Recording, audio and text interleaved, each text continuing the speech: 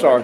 If your name and when you were on the band. Oh, okay. And then the I'm Boots Boot and Sean, and I was on the band, I think, for 57, 60. And one of the memorable events of that era, we had the bus, Beck, 1938 Beck model, I believe it was, and we could sleep quite a few on there and had a couple of poker tables. Trips were an adventure, and so we had a big job in DeLand, Florida. This had to have been maybe 58.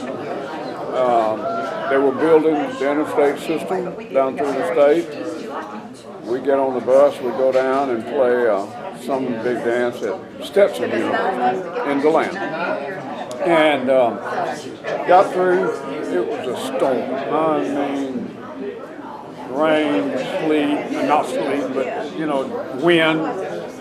We load up on the old bus, and Hank was driving, Hank Elliott, and the bus I don't think we even had a tag on the bus. I think we had one brake line that would work.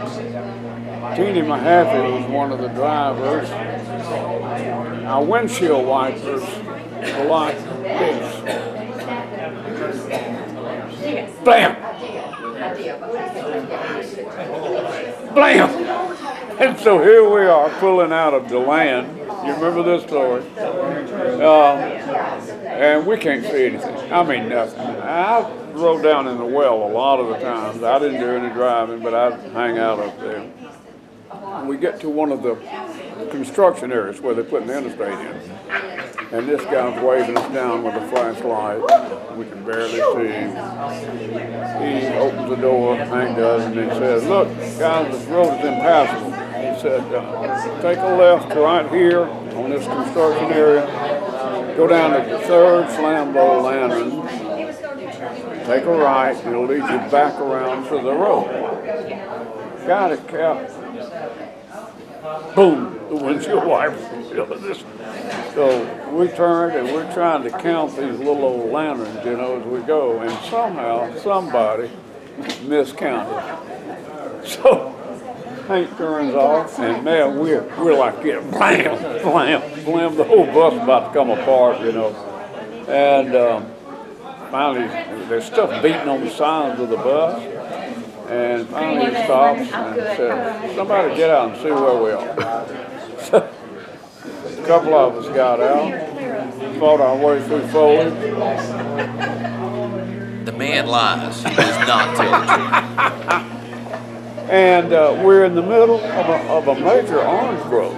We'd driven out into this orange grove. And so, we said, "We got to get out of here." Well, when we stopped, that big old bus, that soil down there is sandy, humus, and it just settled. So we start trying to back that thing out. There's a driver right there. Hank was backing it out of the orange grove down in DeLand, Florida. I was just telling them that story. You told him this story? you can come in and correct if you need to. So anyway, the back axle broke, didn't it, Hank? Bam! Yeah. Let's go. We go to bed, get up the next morning. It's a beautiful morning. Good morning, darling. Good morning. Miss Nona is looking for you. She's not Miss Nona. Miss Nona Nona Berry Alexander Berry. She was here last night and she's staying at another motel. She'll be back. She wants to I'll find you. Thank you for you. She'll find you. So anyway, it's a beautiful day.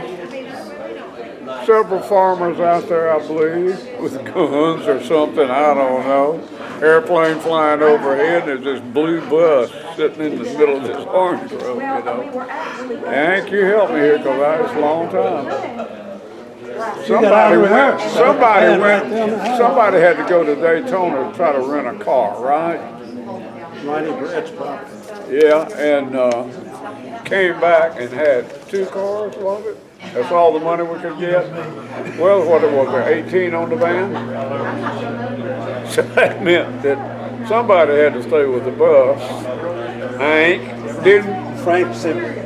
Okay, yeah. And I'll never figure out yet, but all the rest of us got in those 2 cars and came back to Auburn because finals started or something, didn't it? I think coming up or something like that. Anyway, that was just another adventure with the Auburn Knights bus, you know.